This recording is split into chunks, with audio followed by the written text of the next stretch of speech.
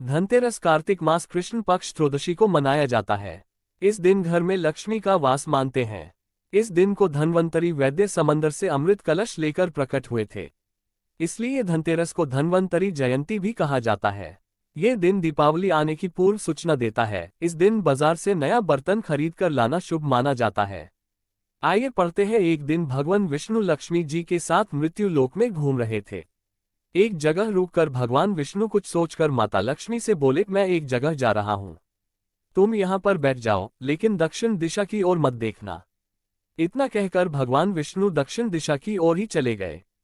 जब लक्ष्मी माता ने भगवान विष्णु को दक्षिण दिशा की ओर जाते देखा तो सोचा कि भगवान ने मुझे दक्षिण दिशा की ओर देखने से माना कर दिया और खुद उसी दिशा में जा रहे हैं।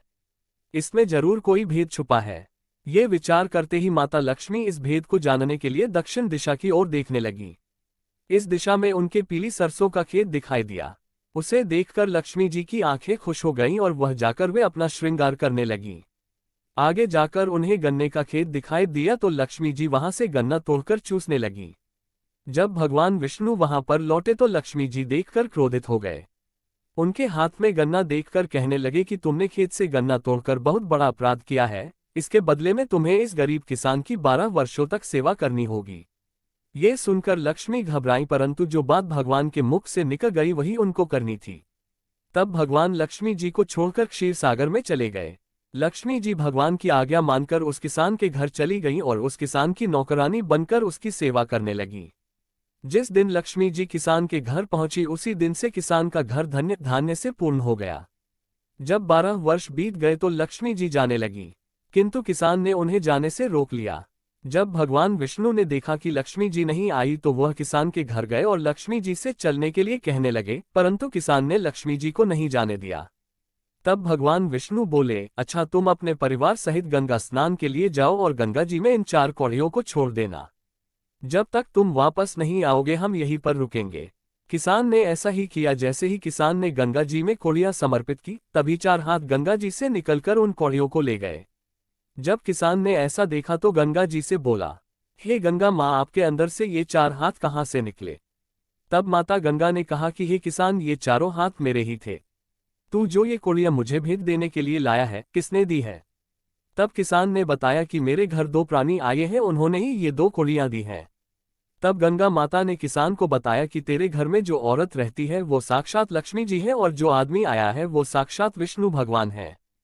तू माता लक्ष्मी को पाने घर से मत जाने देना, नहीं तो तू पहले की तरह ही गरीब हो जाएगा। ये सुनकर किसान अपने घर वापस आया और भगवान से बोला कि मैं माता लक्ष्मी को नहीं जाने दूंगा। तब भगवान बोला कि ये तो इनका दोष था जिसका दंड मैंने इनको दिया था। इनके दंड के 12 वर्ष पूरे हो चुके हैं, इसलिए इनको अब वापस जाना ही होगा। लेकिन किसान नहीं माना। तब भगवान ने हंसकर कहा कि लक्ष्मी जी बहुत ही चंचल है, ये आज नहीं तो कल तेरे घर से अवश्य ही चली जाएंगी। तुम तो क्या अच्छे अच्छे लोग भी लक्ष्मी जी को नहीं रोक पाए। लेकिन किसान फिर भी नहीं माना। तब लक्ष्मी जी ने किसान से कहा, हे किसान, यदि तुम मुझे रोकना चाहते हो तो सुनो, कल तेरस है, अतः कल तुम घर की अच्छी तरह से साफ सफाई करना। रात्रि में घी का दीपक जलाकर रखना, तब मैं तुम्हारे घर में आऊंगी। उस समय तुम मेरी पूजा करना, लेकिन मैं तुम्हें दिखाई नहीं दूंगी। किसान ने उनकी बात मान ली और कहा कि मैं ऐसा ही करूंगा। इतना कहकर माता लक्ष्मी माता भगवान के साथ अंतर्धान हो गईं। दूसरे दिन किसान ने लक्ष्मी जी के बताए अनुसार ही कार्य किया। उसका घर धन धान्य से पूर्ण हो गया।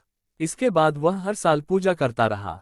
उसको देखकर और भी लोग पूजा करने लगे और ये दुआ माता लक्ष्मी से करने लगे कि हे माता लक्ष्मी, जैसे आप उस गरीब किसान के घर आई थी वैसे ही सबके घर आना, हमारे घर आना। इसी वजह से हर वर्ष तेरस की दिन माता लक्ष्मी की पूजा होने लगी और लोग इसे धनतेरस के नाम से जानने लगे।